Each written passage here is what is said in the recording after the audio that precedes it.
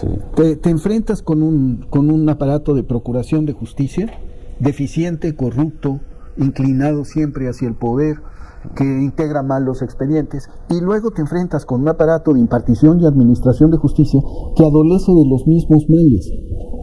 ¿Cuál es la consecuencia?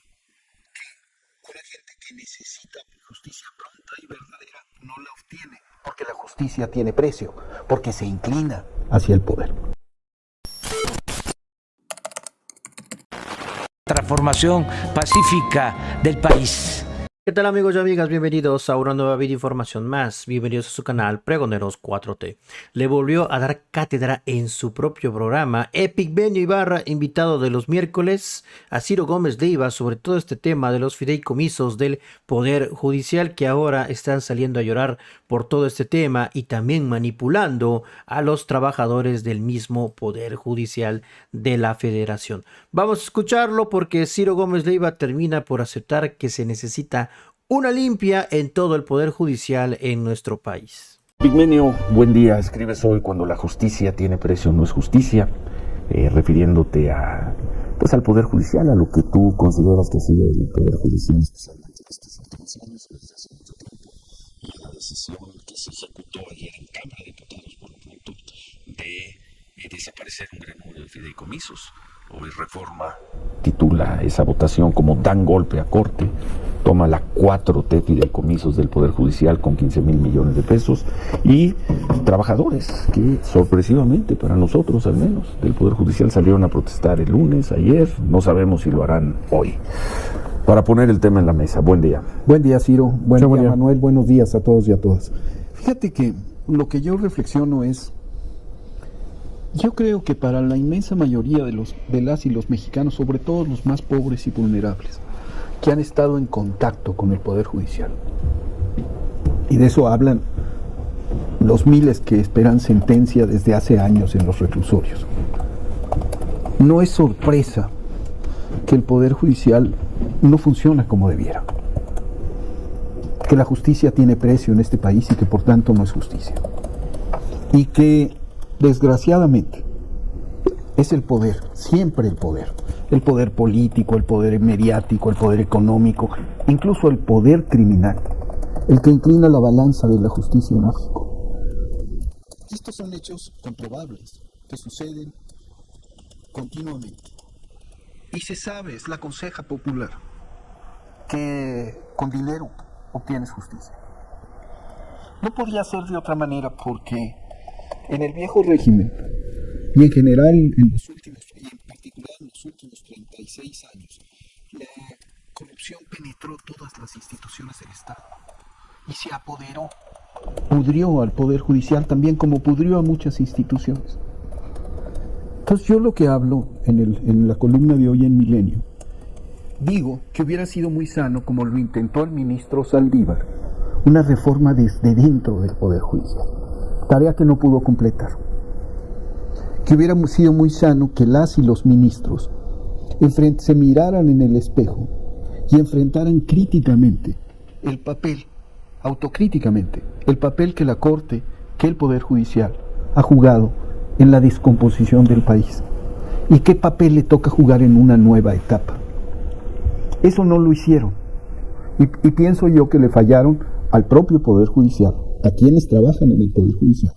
Y le fallaron sobre todo al país y al pueblo de México. ¿Qué tendrían que haber hecho? Haber revisado a fondo la estructura del Poder Judicial y en lugar de atrincherarse en la defensa de privilegios y canonjías, haber establecido una ruta de transformación, de saneamiento, de mejora del Poder Judicial. Y esto que hablo lo digo en función de la experiencia de miles de personas, de decenas de miles de personas. Que su experiencia no siempre es con el Poder Judicial o no solo con el Poder Judicial. Cuando revisas las encuestas que se han hecho sobre el tema, el primer contacto no es el Poder Judicial, es el Ministerio Público. Y de ahí se da la confusión.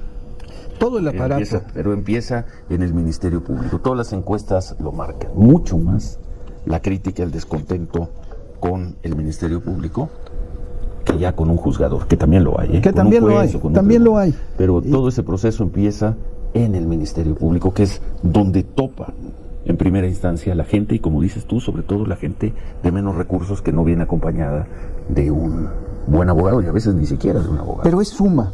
Sí. Te enfrentas con un aparato de procuración de justicia deficiente, corrupto, inclinado siempre hacia el poder, que integra mal los expedientes, y luego te enfrentas con un aparato de impartición y administración de justicia que adolece de los mismos males.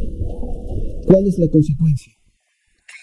Que la gente que necesita justicia pronta y verdadera no la obtiene, porque la justicia tiene precio, porque se inclina hacia el poder. Y digo que hay muchos jueces, magistrados y ministros que son honestos, que son patriotas, y a ellos los llamo a emprender la tarea de transformación del Poder Judicial. Nadie puede ser ajeno al hecho de que las instituciones se pudrieron en México y que es necesario reformarlas, y es necesario sanearlas, y es necesario limpiarlas y garantizar su operación.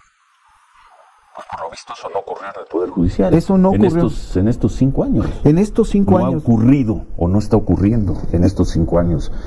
Ya son 5 años. Ya son 5 años. Gobierno. Pero esa fue la tarea que quiso emprender Saldívar.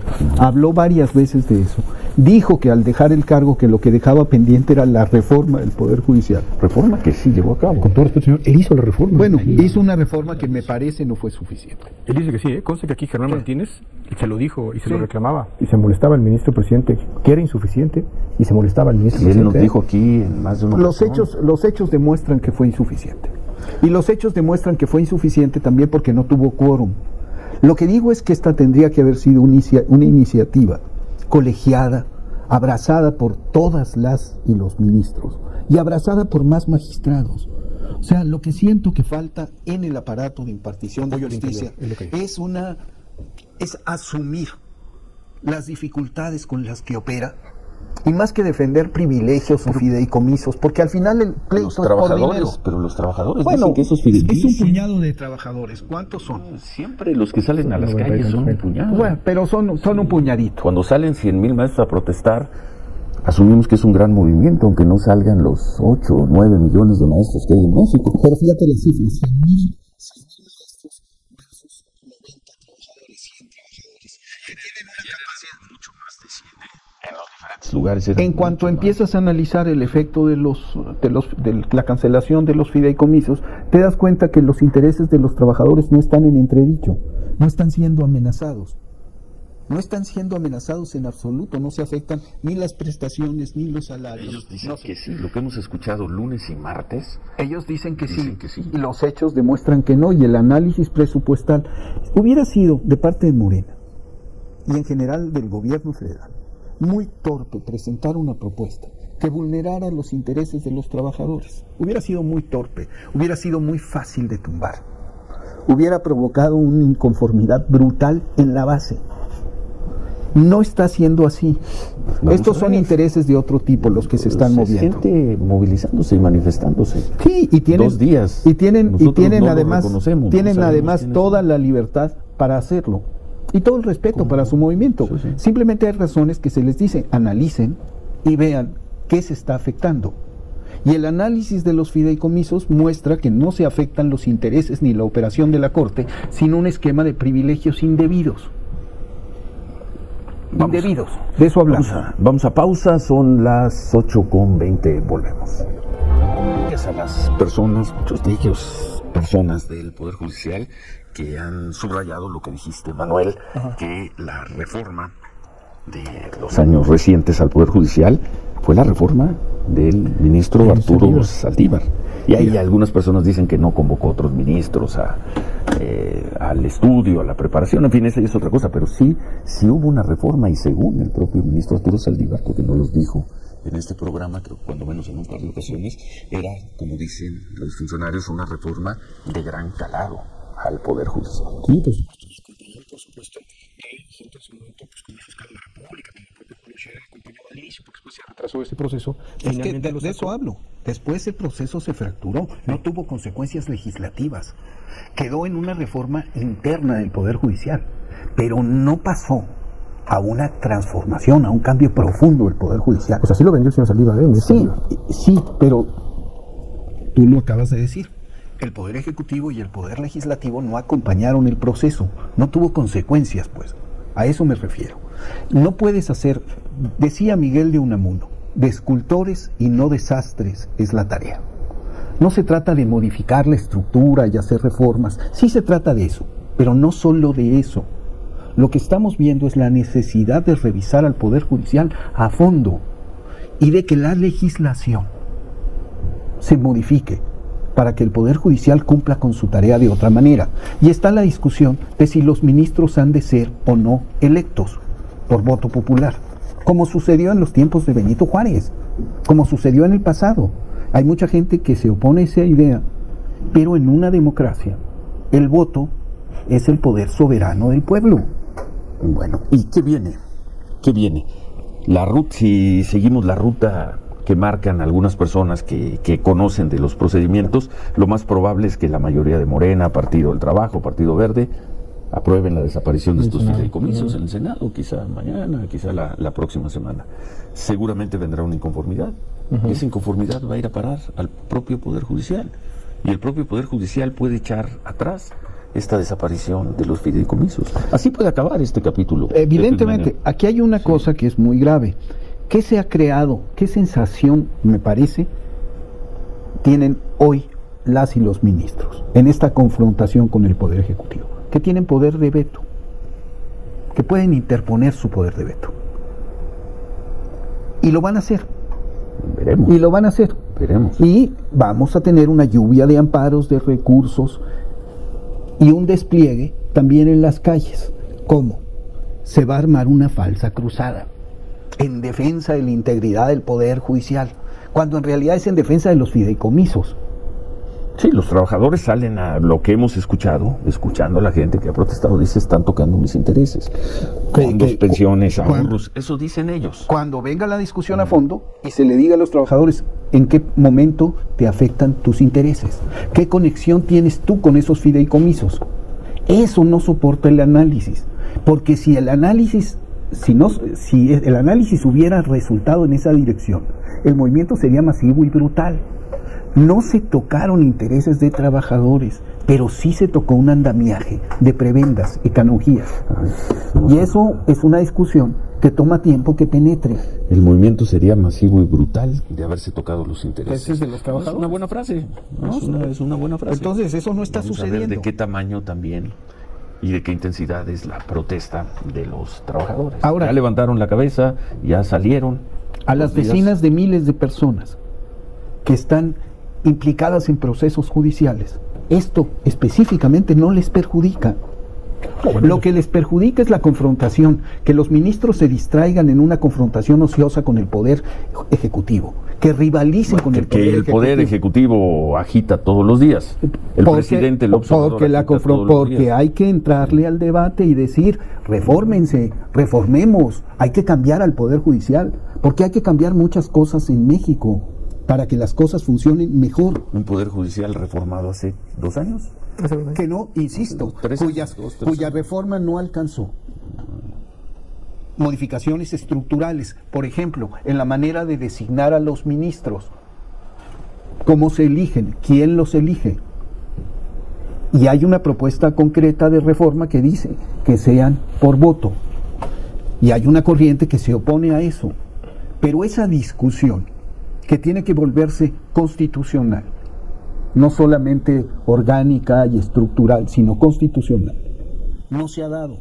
Y hay una resistencia a ese debate de la gente que debiera propugnar porque ese debate se produjera, porque tendría que haber una dosis de autocrítica profunda de quienes imparten y administran justicia, analizando los resultados del trabajo histórico de la Corte y analizando los resultados del trabajo actual, los beneficios que obtiene García Luna, Cárdenas Palomino.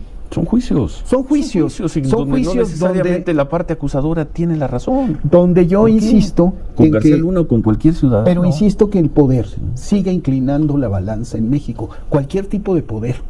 Y digo poder político, poder mediático, poder económico y poder criminal.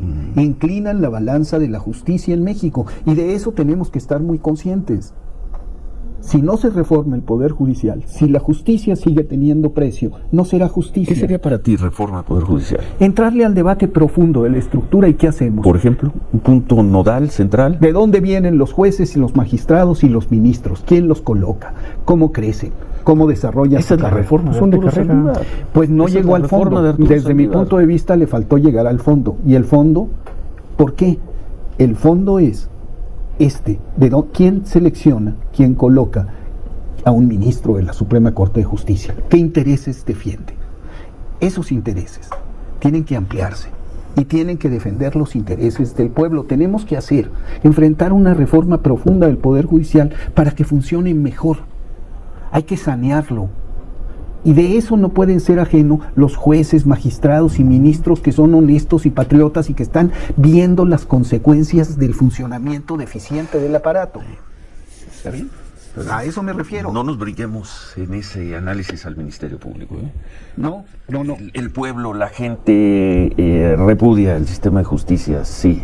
El juez es el segundo paso. El primer punto de contacto es un ministerio público. Es un ministerio público. Sea local, sea... Y la sea integración de los expedientes, sí. la integración de los expedientes público. Es siempre el debido proceso.